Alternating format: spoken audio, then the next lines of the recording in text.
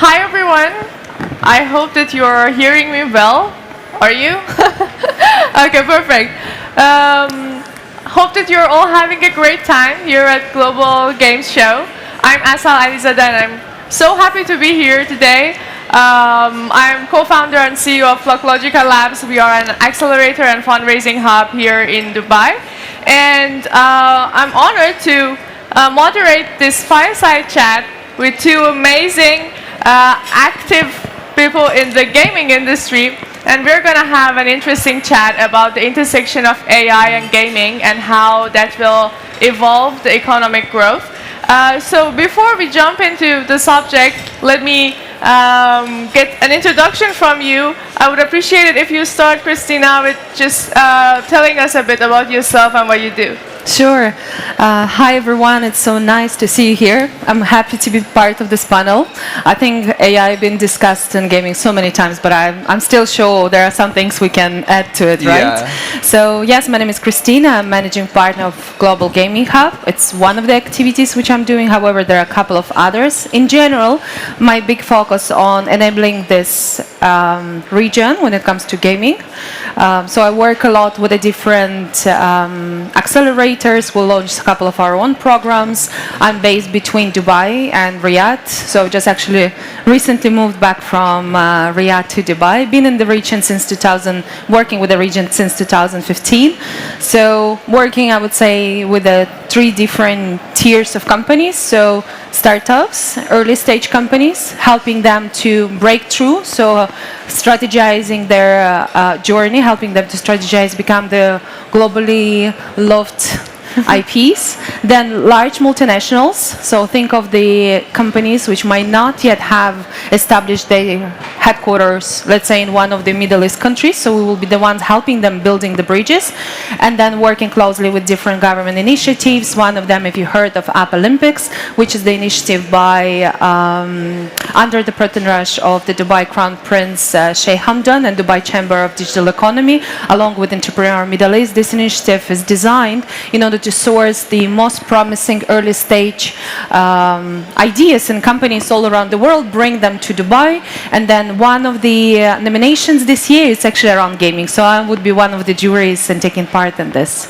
Awesome. So yeah, very happy to participate. I've built gaming companies myself, supported many of them back at through my career at Meta and at Google. So happy to be here. Thanks. Wow, great. Thank you so much.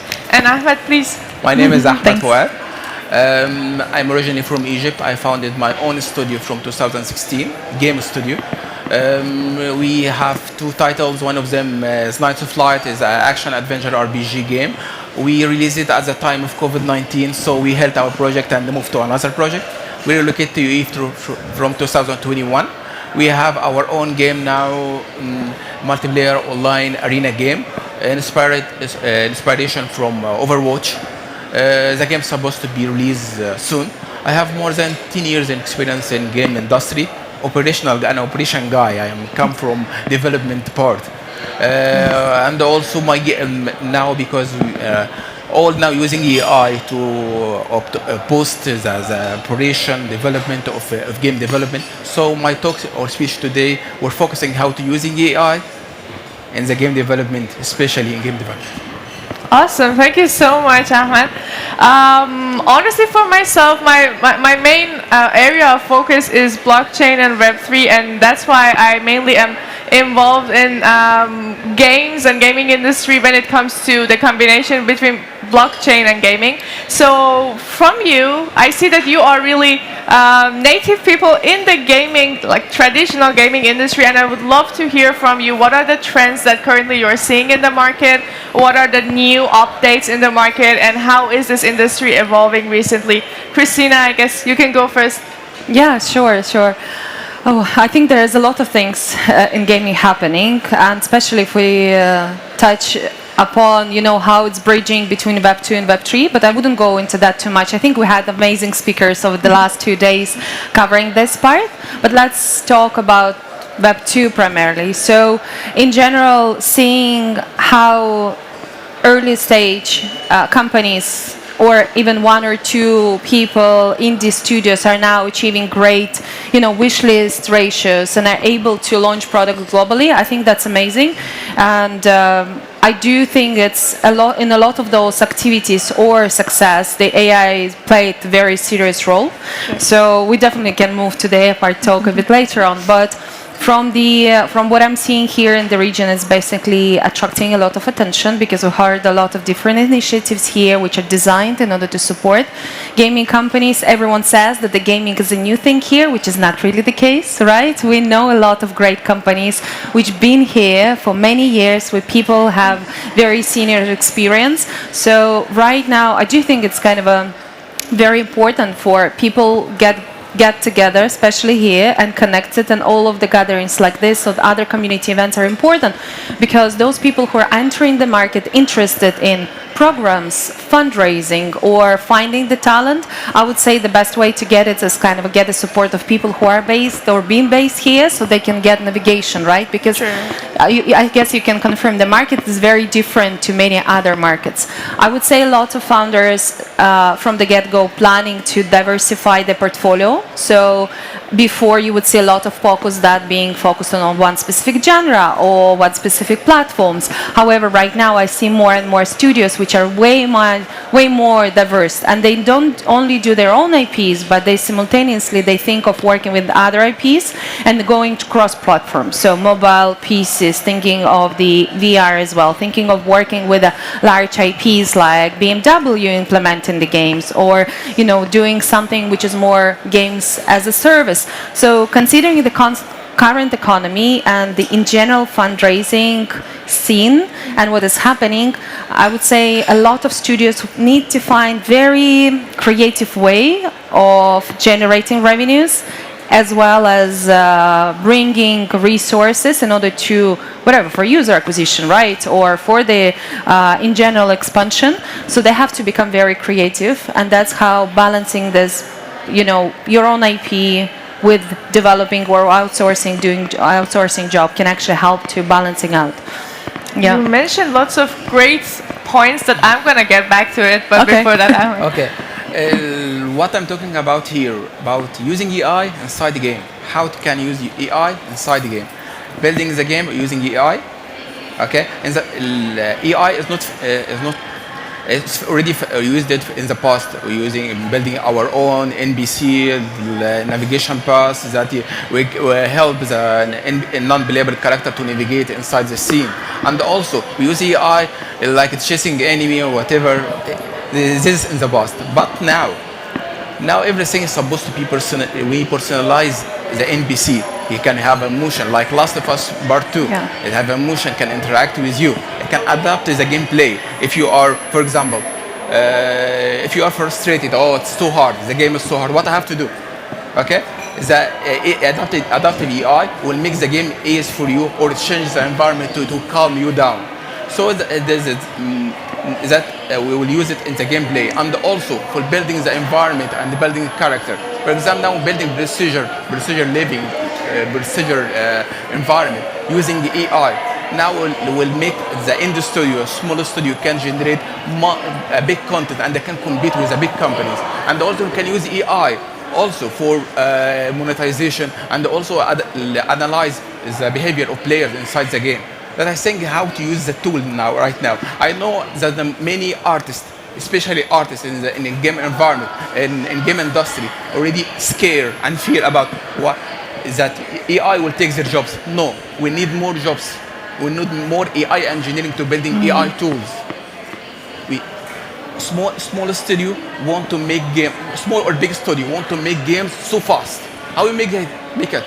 For example, to build hyper realistic character take about from 15 days to 45 days. Is it normal for indie studio can afford this? You should to hire someone as highly qualified to give you this kind of character. But now, for example, for big game engines like Unreal Engine, give you a tool to use meta-human to have hyper-realistic character. You need to take care about building hyper-realistic character or the more complex content. And also using the tools on Unreal Engine, for example, to build the procedure environment. For example, No Man's Sky. Build a big planet using AI, procedure building about building environment. So no need to scare about that jobs will taken by AI. We need more jobs. We need AI engineering already knowing about how to use art inside the game, and also creating a tool to monetization and automation for testing. So that I'm talking about AI future and the game. I'm talking to in couple of 2 years or 3 years, you can build your own game within 1 month and 2 months, comparing this as a normal workflow. If you want to build a decent game, it will take from you just 1 year, 2 years. Decent, just to reach to alpha phase. Now, with AI, if you want to create your game design document in the past, it will take from you 2 weeks, 1 month, 2 months, 3 months. Now it will take from you with ChatGPT couple of hours. You have your own decent game design, everything written, and also the behavior of the AI already written by AI itself. That I'm talking about is the future of building the game. The time will be so small, not that much big, and they can compete. The smallest studios will compete with the big studio so easily. For example, there is a tool named LXT Studios. I don't remember the name itself. In the past, I want to build cinematic for my game. To build a 20-minute cinematic take from me 6 months. Now, just a couple of hours, you can build your own cinematic. If you have like a full game needs 90 minutes of cinematic, you can build it within a couple of weeks. Comparing with a small studio, take about a couple of years. So I think AI will give us a fair competition. That small studio and the indie studio can compete with a big studio. That I'm talking about. Thank you, Ahmed. Thank you so much. I guess you already answered 3 of my next questions, but that was really a good point. That AI can really make the industry more fair, because it's kind of giving access to the knowledge and sometimes the skills to all of the teams, and that was a really nice point. Thank you so much for it. And now I want to get back to Kristina about the same subject, which is AI and gaming intersection. So we know that, okay, like everybody is now claiming to be using AI, but at the end of the day, when you actually deep down into what are they doing using AI, you reach to a chatbot that is empowered by ChatGPT in most of the cases. But we all know that can go much deeper than that, and it should go much deeper than that. And what is the main use case, or what are some of the examples of use cases of AI in gaming? I have personally seen some of our projects that we're trying to, for example, generate NPCs, more interactive and more smart NPCs for their games using AI. Is that all about it, or what types of use cases can AI have in the gaming sector? Sure, that's a good question. So if we look at the game studio life cycle, because the development of the game, it's a part of it, right? But there is it's a couple of others important parts. One is actually deciding what are you building and why you're building it, and for who you're building it. Does it actually have a market? So now with AI, you are able. It's not. Let's put it this way. It's not like just AI will do the job for you. This is the time with expertise valued even more, right? Because now, from being analyst or doing due diligence or doing marketing or doing development, now you need to become a manager of the AI who can actually control it, understand that first we uploaded the right data sets, because if the data sets are wrong or not a good quality, then the results won't be there that you expected. And then the second thing is its ability to connect those things. Otherwise, it's all going to be very much fragmented and disconnected. So at the stage of before development, deciding what you're doing, why you're building it. So there are different AI tools to use it, for the research. And you can approach it from different perspectives, because let's say for PC games would be very different analysis of the market. It would be very different for PC and for mobile. Imagine if you can go today before developing your mobile game. We know that a couple of years ago, smart developers, they started doing their creatives first, and then looking at the performance of creators, and then only deciding Shall we put some money into that? So doing such a marketability test. Right now, even you can go even more advanced with that. Why wouldn't you go to the, let's say, Meta Creative Hub and look at all of the creatives under the genre you want to develop? You know, get these videos and ask AI to evaluate which of those which outperformed, why did they outperform? So what it is exactly? What are those emotional hooks which drove those creatives? So now, okay, you know, okay, what are you developing? Why are you developing? When it comes to the product development, I mean, game development itself, I think it's amazing what you mentioned about the NPCs, because now the NPCs can be very deep when it comes to emotional intelligence. Because at the end of the day, it's a behavioral science, right? So we know all of the behavior threats we're having as a human beings, right? Those things were used in traditional marketing literally everywhere before gaming, long time before the gaming. So the things like a progress bar, for instance, the thing which you literally, we as a human beings, we cannot ignore, and we need to make it complete. Or if you look, let's say, at the grocery shop when you walked in, why there is no window? So why you see the vegetables first, or the bakery first? These are all stimulators. So in the game, we have very clear selection of those simulators. So now, feeding those stimulators, which is 34, kind of a 34 discovered so far, you feed them to the algorithm to create you the most empathetic NPC, being able to lead you through the game. That's amazing, right? Right. Environments. How long time and how much resources before it took to develop environments, right? And now you can do it either from the idea, you create the picture, and from the picture create the whole 3D environment around you, and you can actually fully plug it into Unreal Engine or to Unity, regardless of, like, is it PC or mobile game. But then on top of it, you can scan yourself, or you can scan other environments around you, so you can create a game, fully realistic one. And again, I think back to what you were saying, went back to the topic of our discussion on economy, it's definitely optimize the, investment, and it means that optimizes this time, and then time to market, it's way, way faster, right? And of course, if it's managed by the right team, the talent is still required. And then another part of the go-to-market and the game launch, which is not something common, I would say, to be discussed at the conferences, unless it's a specialized, like, user acquisition conference. It's everything after you develop the game. How do you know it's going to be sold well? Sure. Like, how do you test it? And then how do you do your soft launch? How do you get it to market? And how you make it actually profitable business? Not just a passion, but it's actually, how do you strategize it? So, and here where AI can be used for creative production, we all know that 60% of the success in gaming is all around the creative production. So videos, they not only can be created, but they actually can be tracked in terms of what are the elements in the videos are actually leading to the performance. So now, instead of having the army of marketeers and designers and data analysts of the team of 70 people, which would usually be required to be running like a strong title, you can do it with a smaller but very, very capable and smart team. So I'm not even touching upon the investment, the pitch deck design. I think we all kind of know how to use those things. Sure. But just one tool which I definitely suggest everyone checking out. I'm sure I would assume that everyone already saw the updates by Google of their Gemini 2. It's a massive improvement from Gemini 1, when we're able to create only 2 seconds video at the beginning, and now we can create 10 seconds, and it looks way better. So it's just a start. So we need to get ready to it, and we definitely, as it should be part of operations, right? Every team member should have a block in their calendar, which saves the time for them every day, explore and test new tools. If they won't, you will fall behind. I agree. That's how I believe in that.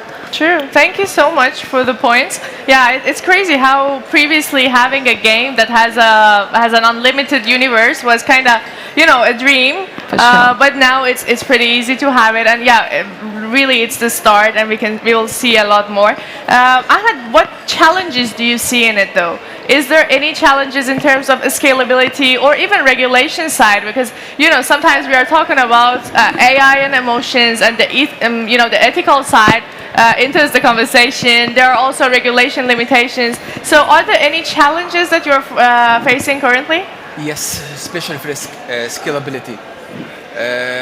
These resources not available for all to building their own model for AI, for a small team for game dev, or small a small team for AI engineering to building a tool, so whatever is for AI, for gaming or another platform. Scalability is an issue. Do you know how much you should pay for collab or any platform that Right. for cloud GPU? If you want to build your own LLM, what resources you need to build it?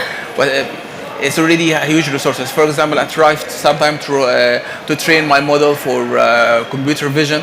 It'll take about, we have 100,000 data set. It'll take for me like 4 or 5 days, 100 GPU. It's a lot. Scalability is an issue. Talking now about kind of the data set or kind of database we have right now. And the challenge of privacy. AI based on data, which data come from, and also bias of the AI, because it is the AI rely on data. It come from biased person or whatever. So it can't control sphere or this is information accurate, having non-bias or not. It's very important. And also privacy, where is data saved and how to use it.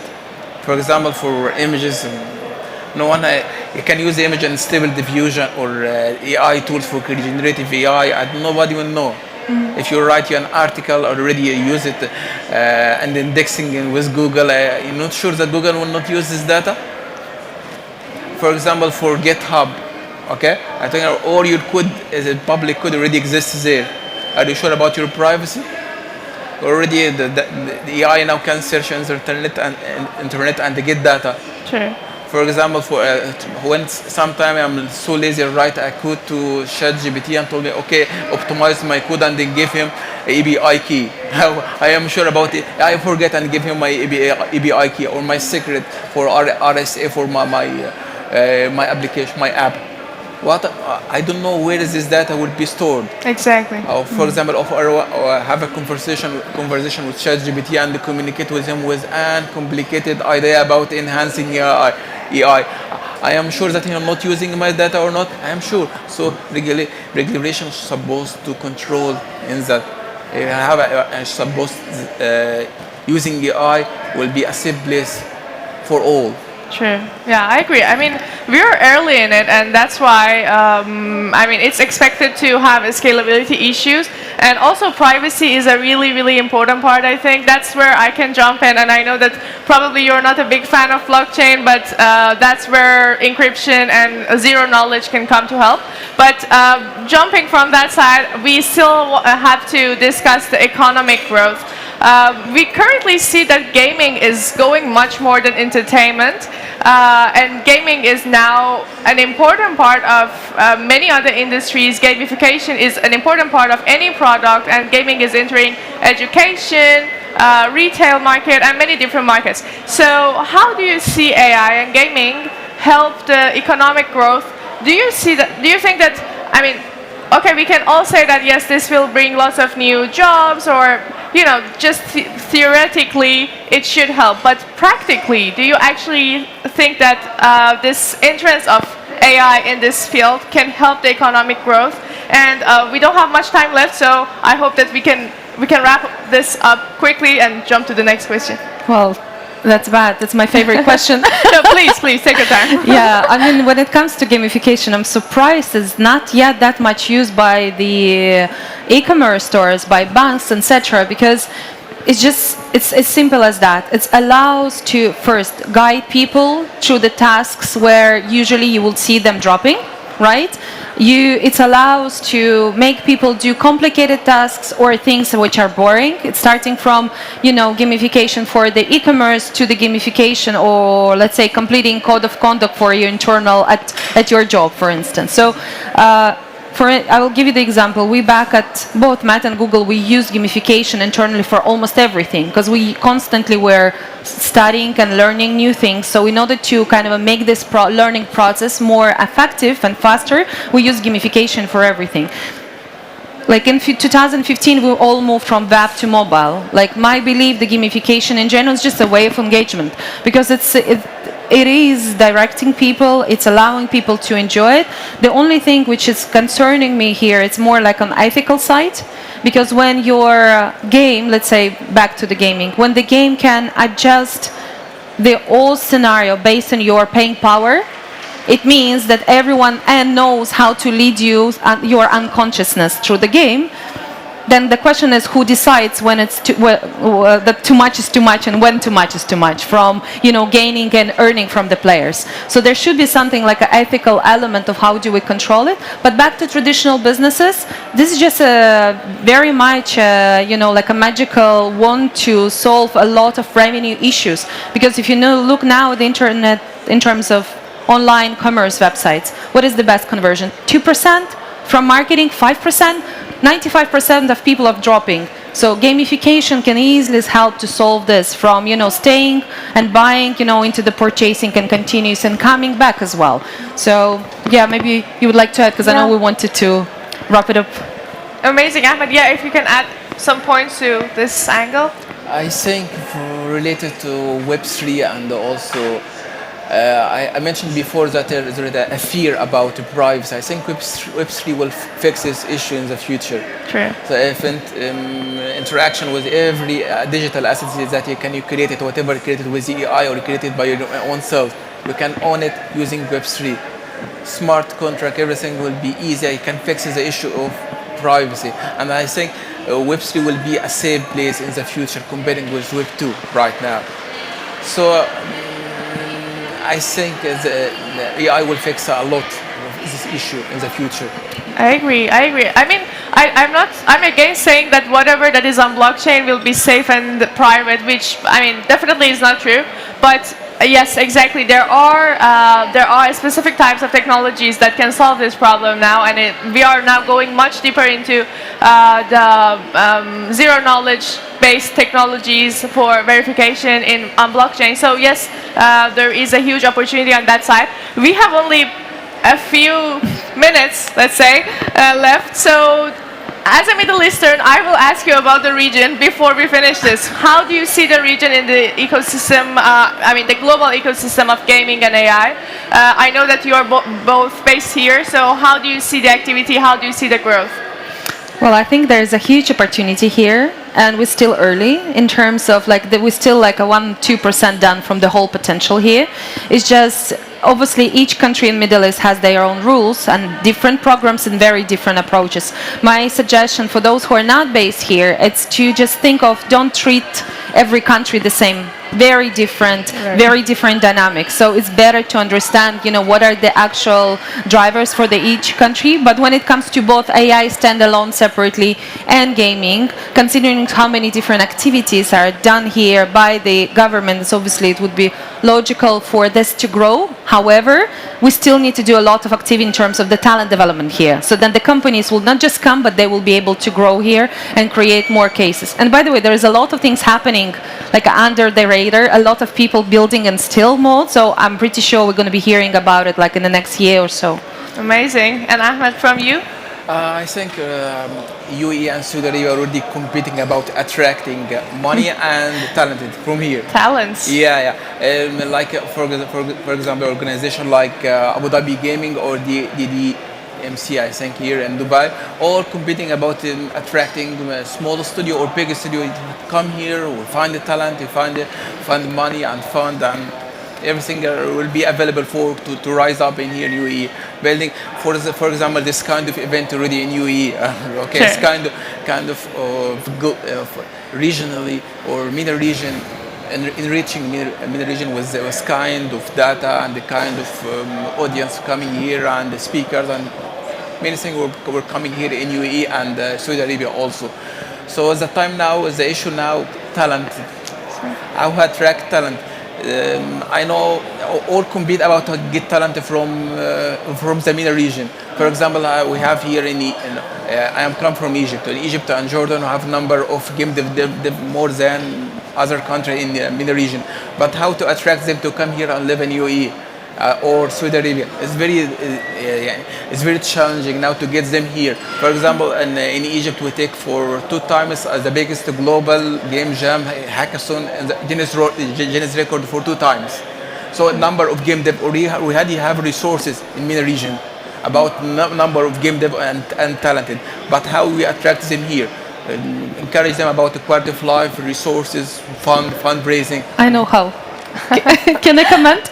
I think I know how. I can see the struggle of the studios moving here and wanting to attract talent. Yeah. But it's like it's like a closed loop. It's like a chicken and egg story. In order to bring more talent, you need to get investment, right? Yeah. Or you need to be generating more from your existing titles. So in order for this chain reaction to happen, we need to make sure that there is a support system for the companies in general to grow financially and investment. And the big opportunity right now here in the market is actually unlocking, that's my personal opinion, I might be wrong obviously, but my personal opinion is that unlocking the angel syndicates and in general angel deals here would allow to break through the the opportunities and break through the situation which is now with many founders building but not getting enough support in order to get to the next stage of attracting international investors. I agree.